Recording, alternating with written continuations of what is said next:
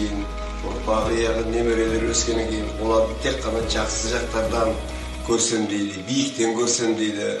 Айда міне каратеменен домбыраны үйірмесіне барып, жақсы жетістіктерді көрсетіп жатыр әйтеуір. Бізді қуантып жатыр.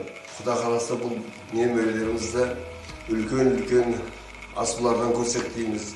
Яғни олимпиадалық ойындарға қатысып, қазағымыздың әнұранын шалқытып, көк байрағымыз аспанда желбіресе дейміз, көптің бірі болып.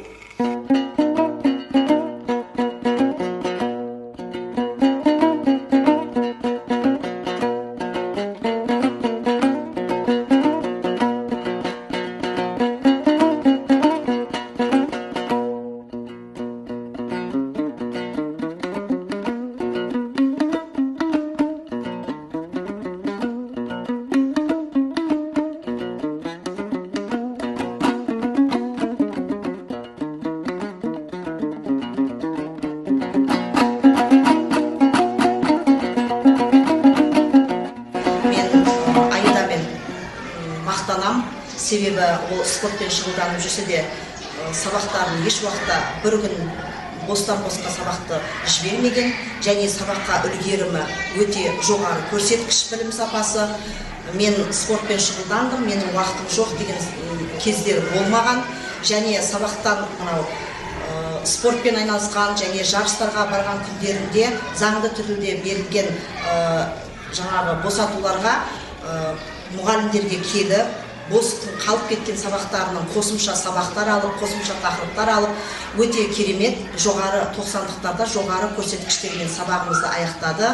Біздің Аидамыз жалғыз класс жетекші ретінде мен емес, сонымен қатар пән мұғалімдері де, біздің мектептің әкімшілігі де, және біздің сынып ұжымы да өте жоғары деңгейде бағалайды. Сонымен қатар біздің Аидамыз болашақта тек қана осы Азия чемпиондары емес, әлем чемпионы бола беруіне біз тілектеспіз. Өте бақытты бала және бақытты чемпионка болып жүре берсе, біз бақыттымыз.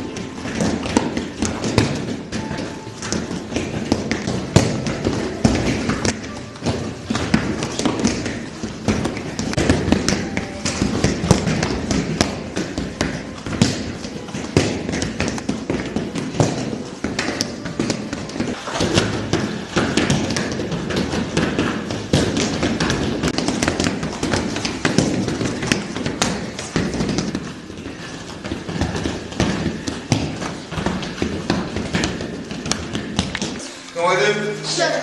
Тажбай. Басқа әдемі жоқ. Бұлда. Айналып тұра. Бұны көрсетіп тұр. Аян, сендесің?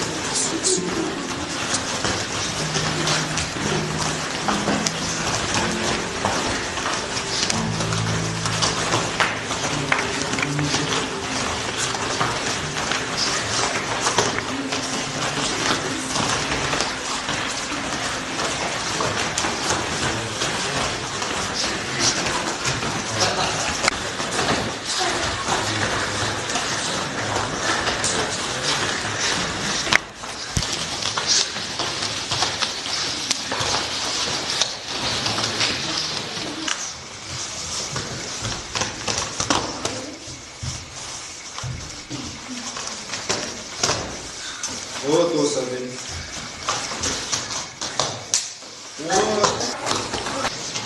Еркінбекова Аида қазіргі Кёкушинкай каратэ спорт түріне айналысып жатқанына 4 жылдай уақыт болды. 7 жасынан бастап айналысқан, ең алғашқы жарыстан бастап көзге түскен спортшымыз. Жеткен жетістіктері орасан зор. Ең үлкен жетістігі Тараз қаласында өткен Азия кубогының жеңімпазы. Алдағы уақыттарда әлем чемпионаты және бірінші реттеріне қатысамыз. Мақсат әлем чемпионы атану. Болашағынан зор үміт күтетін спортшымыз. Қазіргі таңда Қазақ батыры клубында айналысып жатыр.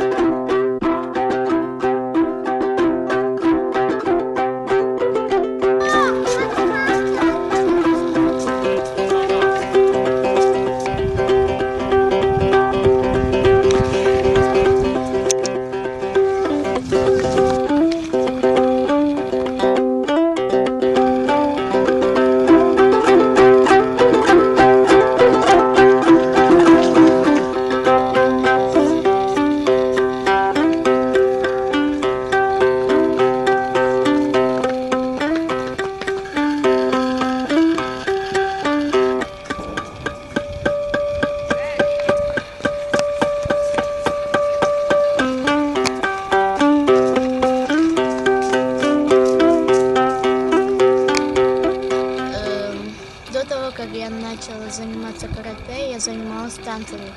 Но получилось, что мой братик пошел. Затем я тоже попробовала, и мне это понравилось. Особенно после того, как я получила первое место в Алмате. Я уже хожу 3 года, 2 раза утром и 1 раз вечером. Я там встретила много друзей. Мне там понравилась дисциплина. Очень хорошая дисциплина, и я от этого стала сильной. Стала защищать себя от непослушных. Я в Азии получила первое место. Это было чуть трудно. И последнее, это было международное в Алмате. После чемпионата. Но там я получила 2 место, так как было очень трудно. Мне нравится спорт, и я пойду до конца.